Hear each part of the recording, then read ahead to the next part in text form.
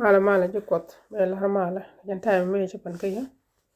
ko ba right kot ba balat rajala na lat ka Thursday ni moron Rebecca. I hope what you could dan jata ka yakel ka jan pagme ko akan kono rai roi no kot go rabo kon mo kapal ana palna kon bu nyeti dial kon ni chukur so ko den lar jata loy ko ci bur ka nei ci nien ga nei ci ba ga nei ke ata loy ko loy do mi ci kam nei ko den jeli nei ke ka ti de nei kamo ji nei te dial to go nei ka gang nei re yum ni te jal nei tin wadin ko nong nei chang ka kam nei te dial to go nei ka mo ji nei ka gwa ti ba meta nei tin mo ji nei ki min mi cham nei jal nei re jwani wadin ko wi nyamda goy mi te de wadin jen ho jen din chagda ma gang nei mi nyam ka ngi jok wadin jal nei ko wadin te ji ka rwande boten te potka wadin rwani jin ka nga tane kel kane de gora ka sa ma gwadin juwaida de chuta gwadin baba ni dia la biro mo lingta ram ro jeg milinga rode ko wayno ku dial kanda rwani bumato la ne bum re ring tane ten tane gane ke kane jowda gwade rwani ke je yudu be kan te je ti dial shudu gat ke yongara amen waju kot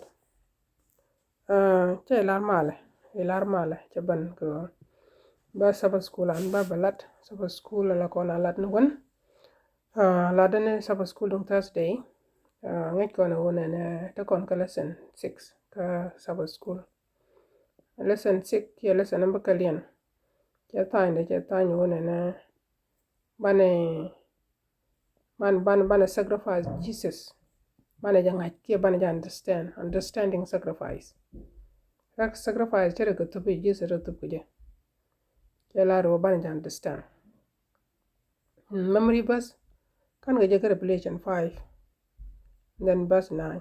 your memory verse dan kwene let's just try wo bane man ja memorize yo ko ban ka Thursday ya goro ne kot jen check to dialo to glingin chelar for you created all things ajan ban right no yo ka jan Thursday reference dong da kon quintin da yen kon ka Isaiah cheko bakal bat kelo waka bat kadiye ni kwen nyogo lat ka Revelation cheko 1 bas bro waka ko walken wa Thursday raje ke shirt raje ke go te chu ko nyot goide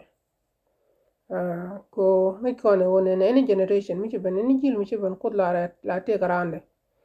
mi biti ke je mi bene ke ban la raj kwa la no kon goy ko kane te shenen Ezekiel ka Isaiah ka John ko nyot vision mi chi kom ko ra ro ni al chi kenen wa Ezekiel mi wenen che describe wo mu gwa long mare rode mi tel ja word de long describe wo ja Isaiah bo me chenen me ju ko du nyode me ju ko nyal chelep jene ju ko nen te nyor nyal wi komde jene chere jego ne ju ya ko rode ko jene ngara te le mi ji ngara mu gwan wer chi ngara mu gwa chere lot ko ne de goy ko tenen the same thing boka ka John me che kut nen wi komde che wiye wone ne wiye ko jene telaram rong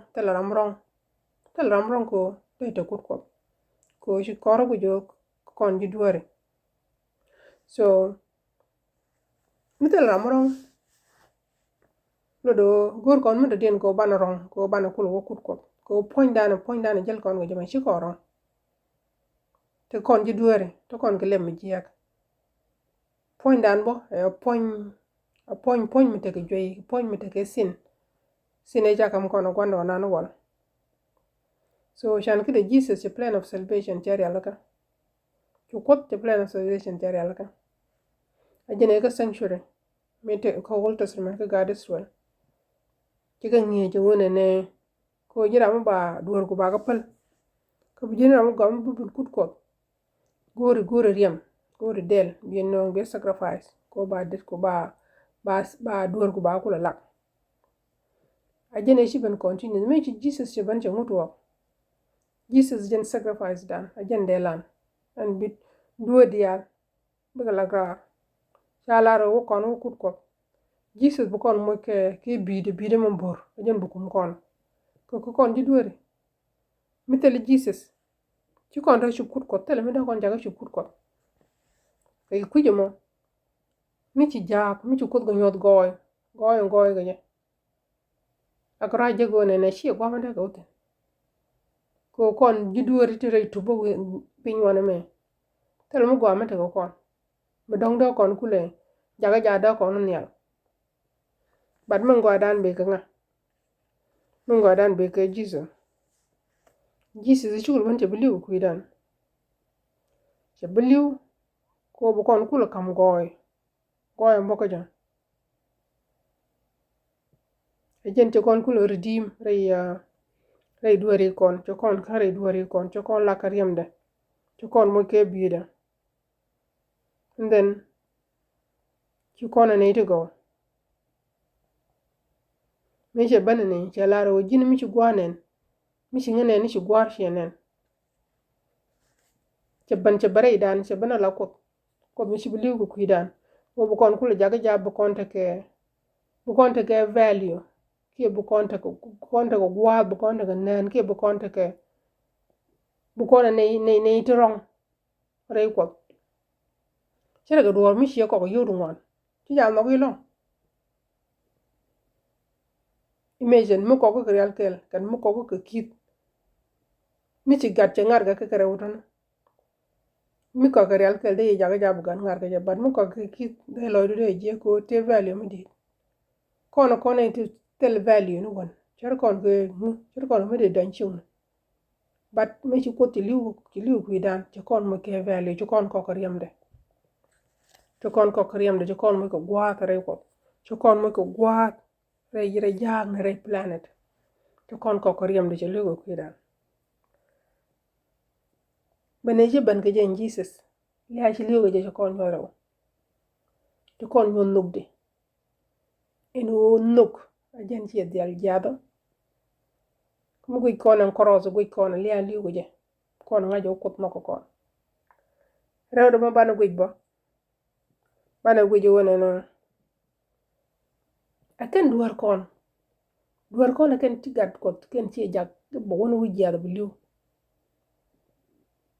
imagine ci mi jek yelat kuma jek mo ba jang ni ji ja baran ba condemn ba nak how bad you will feel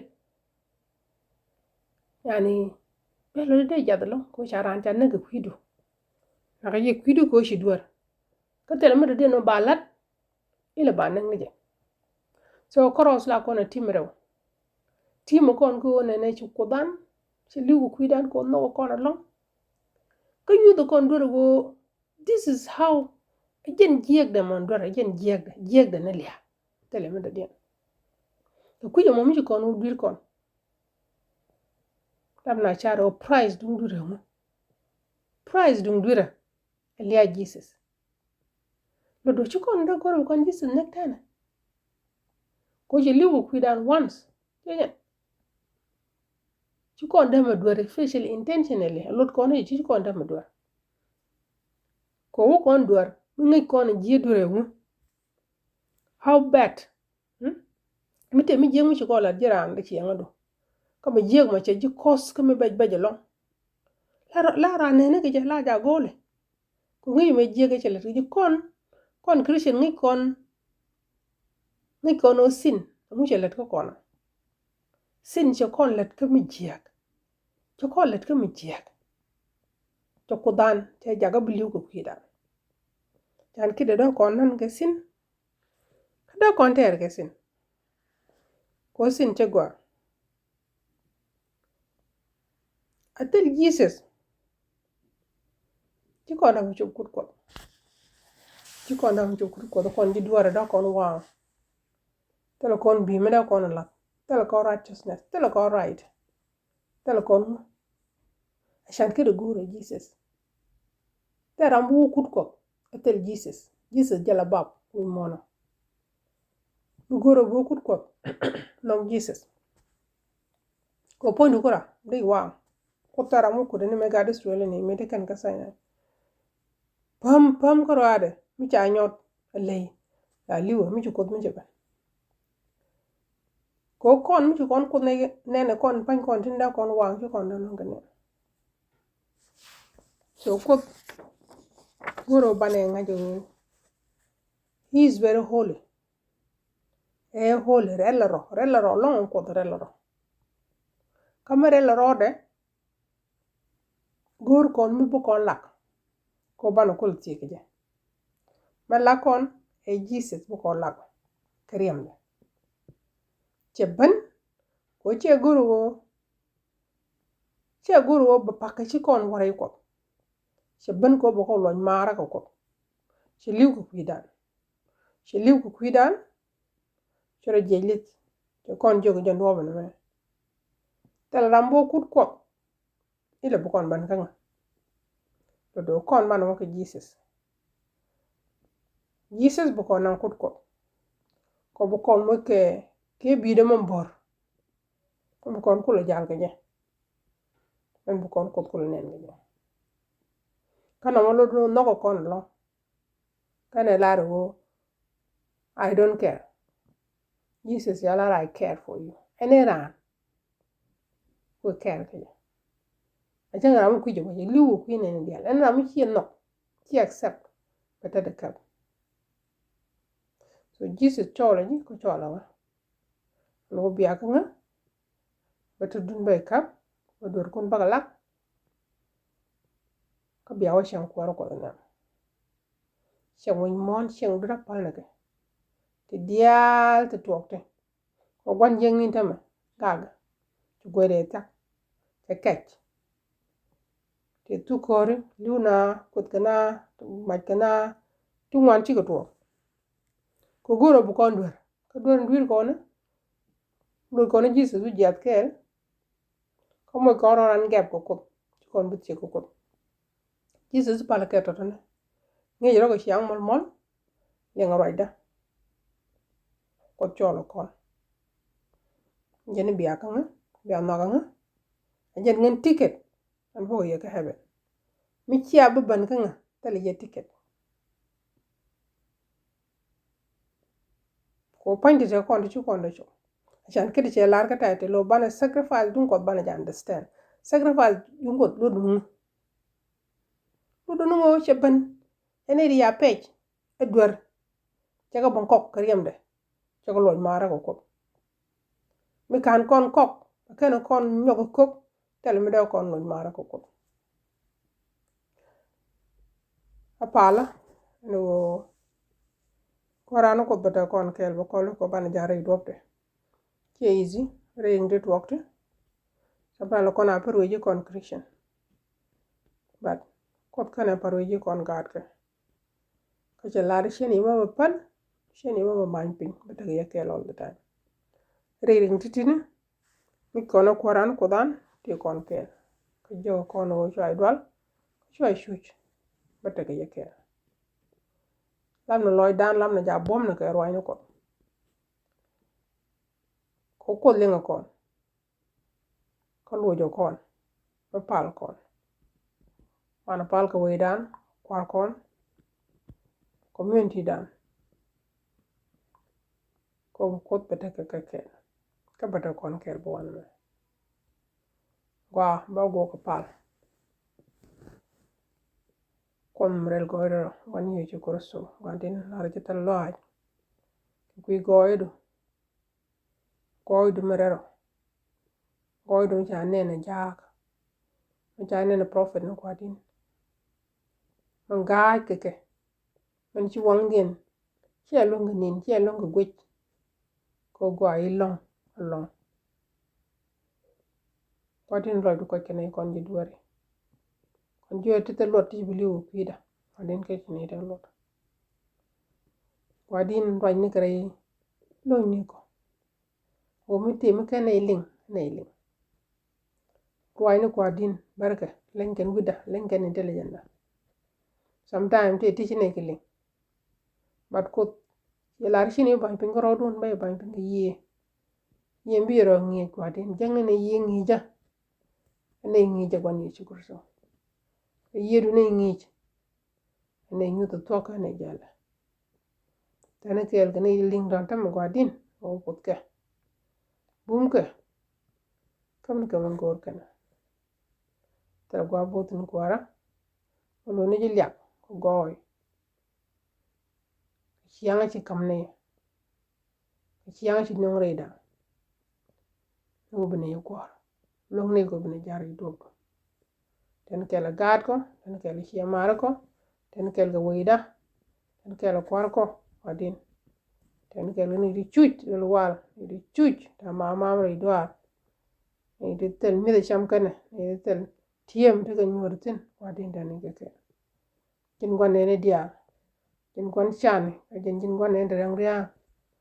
kin gwan ngun ka kin gwan ne te chuk kin gwan ne te jwe kin gwan ne pol pan kien adin kin chaka kan dia adin mi gad ko don go ga sam long de be wi mon go de be ko lo de be no de be te dial shedu ka di ngwa amen